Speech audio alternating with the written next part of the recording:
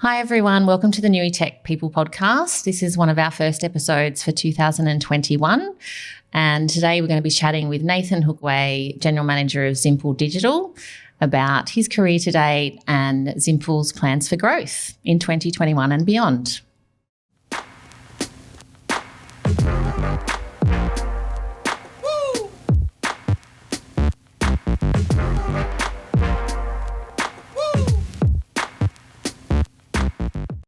Hi Nathan, welcome to the NTP People Podcast. Thanks for coming and spending some time today. So I understand your role as capacity of General Manager at Zimple Digital. Can you tell us how that began and that's evolved over the last several years? You've been there for about 8 years now. Yeah, so Zimple's been around officially, I think, in about 2012. We got all the company documents together and kicked it all off. Prior to that, the other two directors, Ryan and Blake, were, forming the foundations of what the business was. Yeah. In that time, I was in another business, so I had a franchise on the Central Coast at Westville. GNC? It was GNC, yeah. So that was sports supplements. So. And that was good. We ran that business for 2.5 years, but in the background there was conversations around, digital and the impact it has on business, which was sort of the inception of Zimple. Mm-hmm. And then the boys sort of picked it up and ran with it. And I decided that we found out that we were going to have a baby. So my priorities changed and I was like, okay, I don't want to work for Frank Lowy anymore. I'd like to sort of do my own thing. So I was feeling the constraints of a franchise model. So, we wrapped that up after 2.5 years. And, I came back in as a director with Zimple around 2012, 2013. Yeah, good. And we'll get to that in a minute and talk more about Zimple's growth. So in terms of you starting a career in marketing and digital, because I know that you began studying a Bachelor of Biomedical Sciences. So tell us about that journey. Yeah, so 2007, I was 24. So I decided that I wanted to go back to school at 24. I was in real estate and it wasn't really, ticking boxes for me. So instead of just joining the University of Newcastle, I decided that I'd move to Perth. Sydney. Ryan, who's the director of Zimple, was already over there finishing his degree at Curtin. So I thought, okay, well, I can go over there and sort of see what happens. So I joined the University of Notre Dame as an undergrad in PE teaching and got bored with that within the first semester.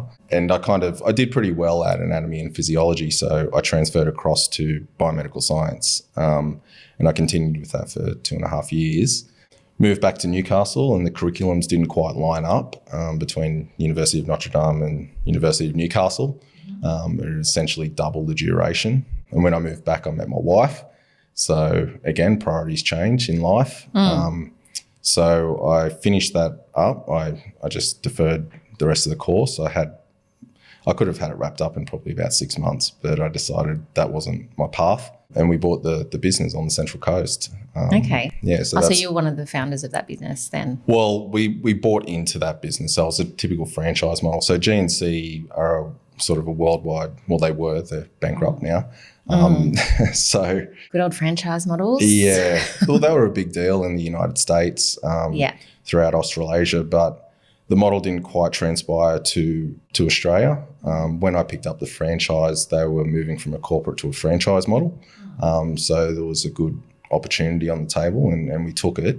But that's where the sort of digital stuff came in. I recognised when I was in the franchise that digital was starting to take a big slice of the pie in terms of retail revenue. But I couldn't do anything in the franchise model. So that was the inception of the conversations around a digital agency. You can't just go and create your own e-commerce site. It has to be from the brand. We couldn't even run a Facebook page. So that was quite frustrating. We built a website. Ryan built a website for the store to try and build it, and they squashed that. So it was quite frustrating. So during that 2.5 years, I transferred what I could to the University of Newcastle, and I started an undergrad in comm finance. So that's my official undergrad is comm finance, and I finished that up probably 2 or 3 years ago while we were sort of growing the business. So it's been a long haul. think I've been at uni now. For most of your most of my adult your life. Working career, yes. My awakened life, yeah. It's coming. This is my 13th year, so I'm studying a master's in marketing at the moment. So 13 years part-time studying at university. Yeah, good on you. And a business and a wife and 2 beautiful little girls. So it's been a big journey. I think I've had 2 career changes in my career. So it's just, I think it's too much pressure for students, especially just to figure out what they want to do straight away out of high school. Absolutely. And you've got to be passionate about what you're doing, particularly at uni. I mean, uni teaches like technical skills, which is really good, but it also teaches you time management and how to control yourself. That's the biggest lessons I got out of that. So that's flowed into everything I do now. So, And what advice would you give to students wanting to start a career in marketing or digital? Yeah, digital marketing in particular. The curriculum's still pretty light at the uni. It's changing rapidly, but it's still pretty traditional. So I'd still say focus on traditional marketing. So everyone within our team at Zimple is a marketer first, and then we span off into our sort of... You need the foundation and the fundamentals first, and that's just different, applying it across different channels. Different platforms. I mean, if you... Specialisation is still recommended. Like you can still need to... so like SEO or... SEO, SEM, social media, content production. There's a whole range of areas that you go into, but the output of those particular skills are only as good as the strategic thought that's gone into producing them. Yes. So, we always try and take a strategy-led approach based on objectives and then back that up with skills. So, anyone looking to start a career in digital, I'd say focus predominantly on the soft skills. So thinking, listening, being able to synthesize information and then put it onto paper, and then have you back up in the tactical execution of that. Yeah, definitely. And market research, obviously, because that's key if you're exactly going to be helping your clients grow their businesses. Yeah. So let's talk about Zimple. So you've been steadily growing the business over the last several years, which is exciting, and you're a sort of full service creative and digital agency based in Charlestown. So there's 18 of us now, which is great. Wow. So last year we moved into a new premises just above Rascals in Charlestown, up in the new corn development, which was pretty exciting. So we did a full fit out, and that was to accommodate the short-term and future growth of the company. We've hit the short-term growth already, and we're looking to expand beyond that. So we've got a pretty diverse team up there, and everything seems to be moving in the right direction. So we're pretty happy. Good. And can you talk about some of those plans for growth at this point, and what are you going into other sort of areas or new client segments? So traditionally our client base is businesses that are already sort of executing some marketing, but due to competitive pressures, they need to sort of increase their digital presence in particular, and that's why they would come to us. What we've observed is the barriers to entry in business have lowered considerably off the back of digital means of communicating with people. So businesses that have been around for 20 or 30 years that have a great reputation, they've got plenty of word of mouth business, are starting to notice that their revenue is in decline due to all these upshoots. So that's where we come in. And different channels people are well, it's very accessible. You don't... In the past, you'd put a billboard up, you'd run a radio campaign, or you'd do some TVC, but now everyone seems to think they can put together a Facebook page and campaign and go for it. Yeah. No, we certainly don't have a lot of followers on our Facebook page. Our main channel is LinkedIn, obviously, and that's I guess our business. But it certainly pays to pay an expert to optimise that for you. Yeah, and you touched on it earlier, the research that goes into anything that we do at Zimple. We want to be agnostic enough to be able to say, okay, well, not everyone needs this particular application of our skills. We might need a specialist in this area over here. It depends on the nature of, firstly, what the business wants, and then what the data is telling us about what the opportunity is in the marketplace. And a lot of sort of smaller businesses really don't fully understand what their market segment is as well. So I guess you can provide advice around. It goes straight back to the marketing plan and before that even a business plan. So it helps we've learned over the years to position ourselves to work with established businesses typically in the service-based industries, but it does expound beyond that, because without a business plan, it doesn't matter how good a job you're doing at the tactical execution of digital marketing or a website.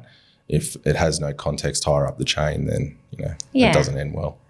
And what can you tell us about some of the clients that you work with? Yeah, so we work with a broad range of clients. Our primary personas that we work with are marketing managers, sort of those passionate doers that are in their sweat equity style.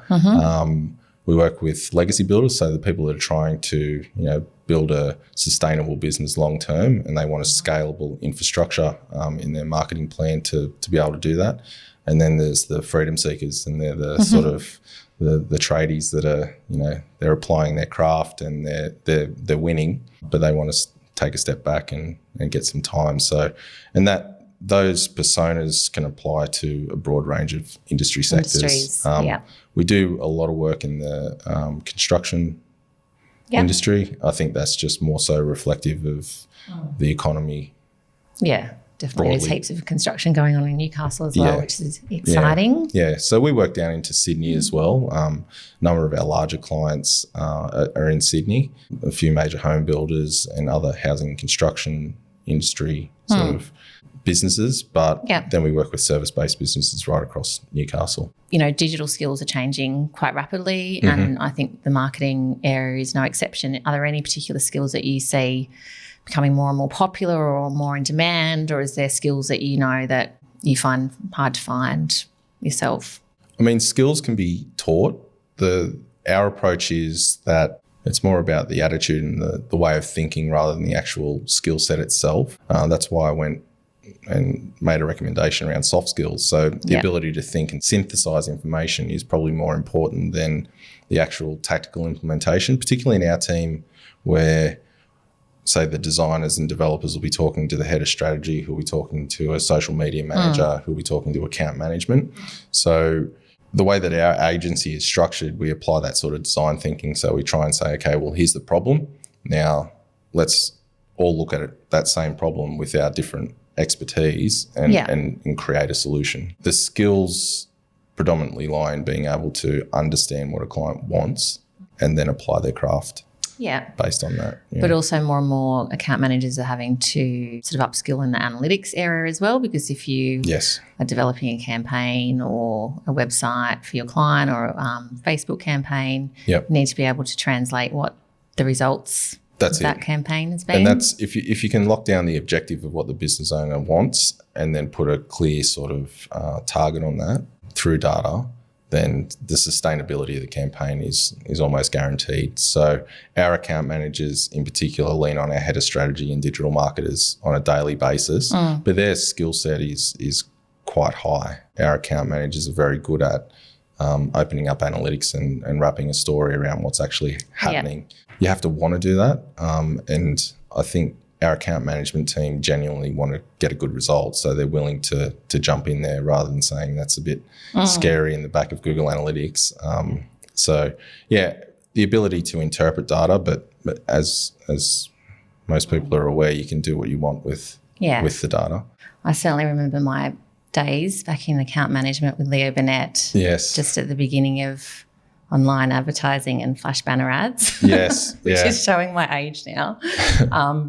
But, these clients, were used to getting results from TVC and print campaigns and outdoor campaigns, and then having to deliver the results of an online campaign where the click-through seems like really minimal, but it was probably the industry standard at the time. It's a hard... There's still residual from that, constantly trying to marry above the line and below the line activity.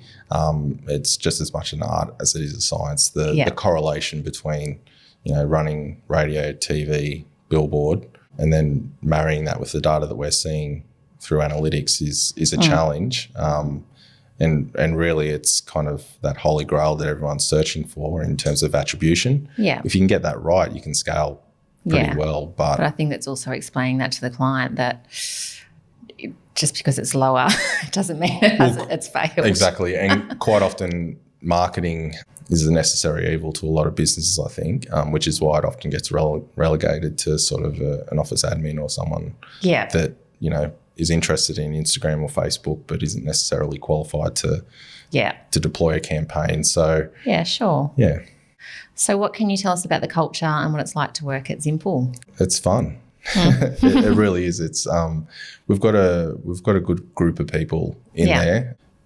I guess from an academic or a theoretical point of view, we're probably like a clan culture mixed with a market culture. So kind of like a corporate family where everyone's ideas are sort of valued and everyone gets an opportunity to put forward ideas and discuss things. We're pretty flat in that regard. But then from a market perspective, everyone prides themselves on being a professional and driving themselves and driving results for the client. So it's a combination of those two elements, probably front-facing with the client. It's the market culture, but internally, it's a pretty good place to be.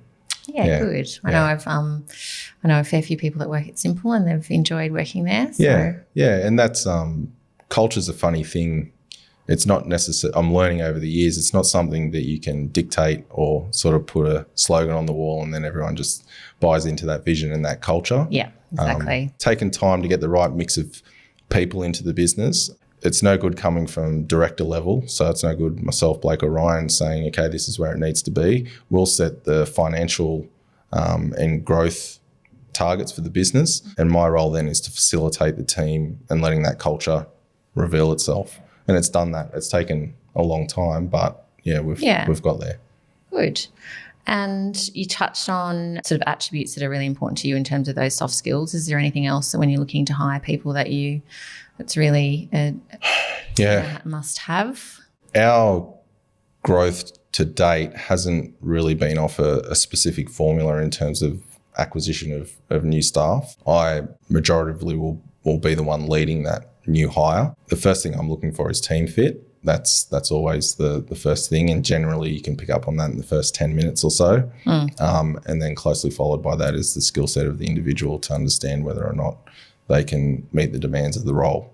Yeah, sure. Yeah, so I heard a good saying, it's hiring a new person is like giving the keys to your house and letting someone in and taking care of your kids. And it's kind of, I'm the gatekeeper there because I understand that the wrong person in a role can have a bad effect on the business. Yeah, and obviously, where I was explaining to you before, we're hiring at the moment as well, and we're really protective of our culture, and it's really important that the next people that come in to new tech people as well are going to add positively to the culture, and I think that's really key. You don't have to all be the same personality type, that's for sure, but that's the challenge. Diversity is really important. Yeah. Diversity of thought, diversity of people, obviously. Well, that's the zeitgeist of the business, I guess. It's sort of it's a collection of individuals that, come together, in our case to be Zimple. The gravity that comes from that, but we're finding word of mouth is just the same way it would be in marketing. Word of mouth's quite a strong driver for new hires. Yeah. I know you've had a couple of people come back as well. Yeah. People want to work in a place with good people that are professional and, are driving towards an outcome. Absolutely. Yep. And is there any productivity tools that you guys use as a team? Yeah. So what works for you guys? From a team perspective, operationally, we use Streamtime as our sort of project management software. So that... Is that specific to advertising or marketing?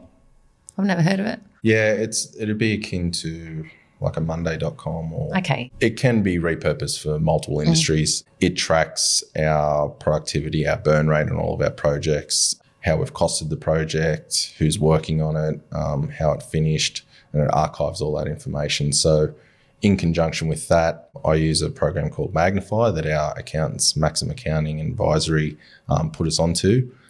So I bring the capacity side of the productivity and efficiency side of the operational execution into our projections, and it gives us a pretty clear picture of the future. So that drives a lot of the growth, being able to forecast 3, 6, 12 months into the future and then just be constantly navigating around where we are relative to that target makes my job pretty easy. I'll have to talk to you about that later.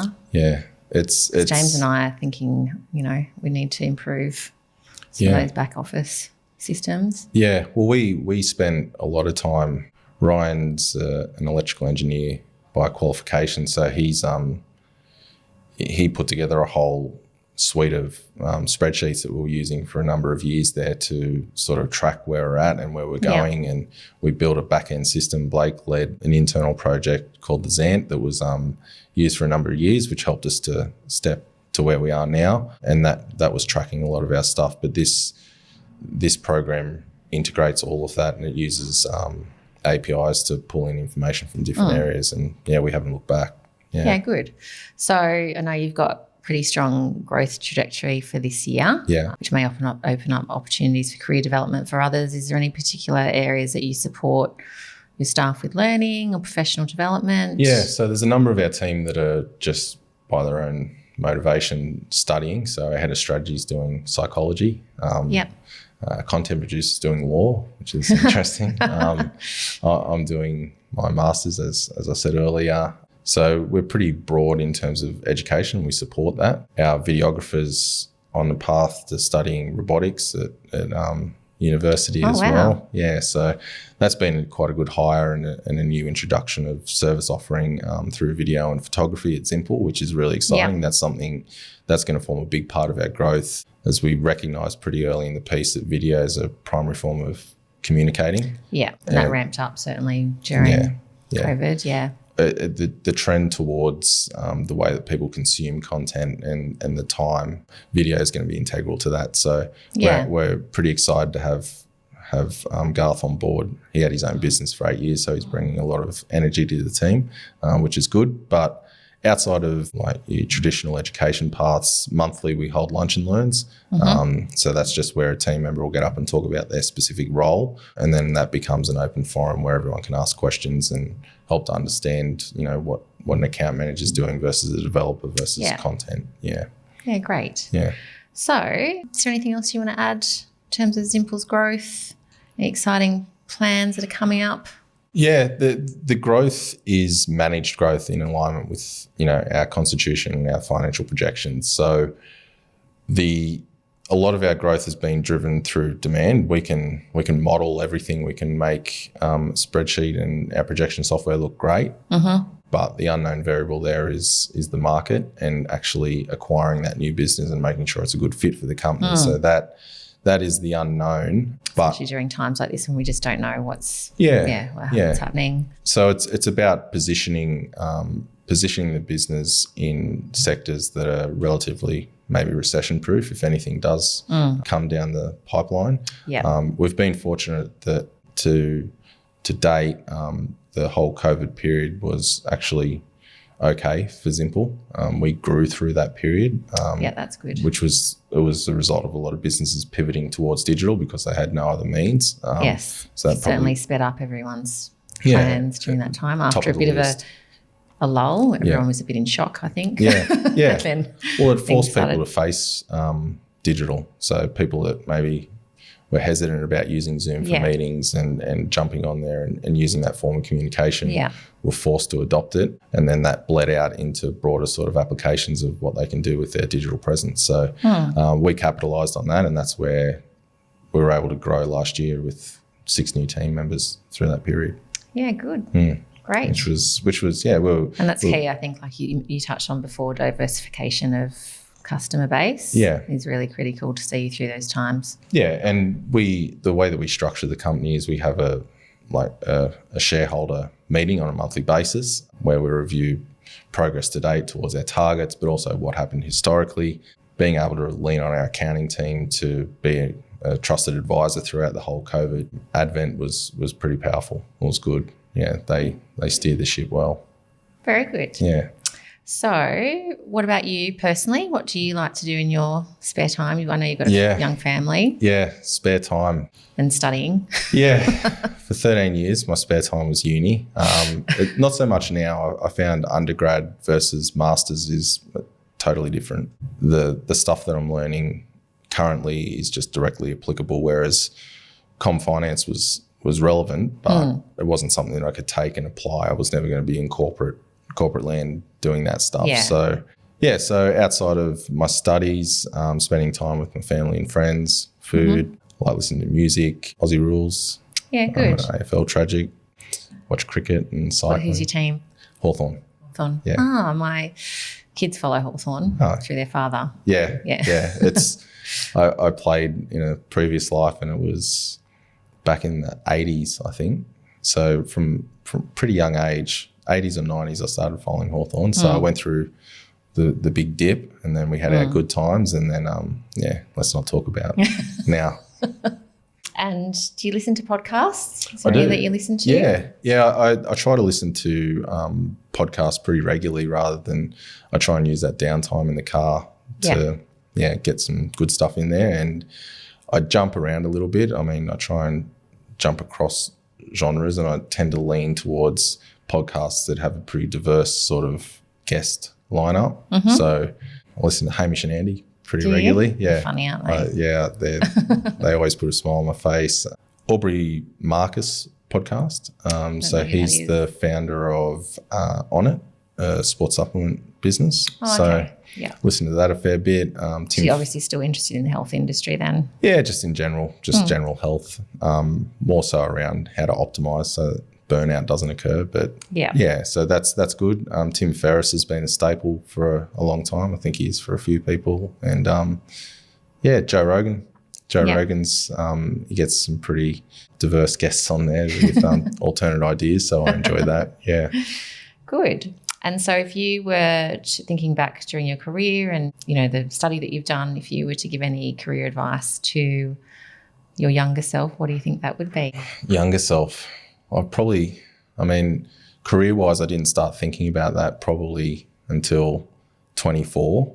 And that was, I came out of school not really knowing where I wanted to go. I went to good schools, local schools, St Francis Xavier. It was all fine, but nothing really grabbed me. It wasn't until I stepped into sort of academia that I sort of started to find my feet a little bit. The advice I'd give my younger self, though, would probably just be to find something where I can sort of genuinely be myself and help other people while doing that. I found Zimple's been a great platform to do that, particularly as we grow more and more. It's a real opportunity to help people. So that's been good. And don't choose a career where you're going to live in quiet desperation. That'd be the other one. Yeah, just ticking the clock away just for paychecks, it doesn't work. It's not sustainable. No way to live. No. Definitely. All right. Well, where can people find you?